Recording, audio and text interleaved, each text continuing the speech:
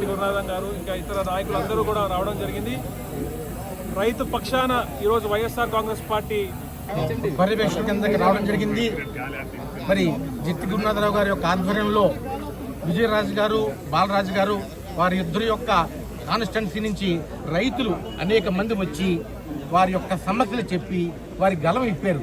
ఈవేళ మాకు సకాలంలో ఎరువులు అందట్లేదు, సకాలంలో ఎరువులు అందకపోవడం మూలంగా అనేక మంది మేము నష్టపోతున్నాము.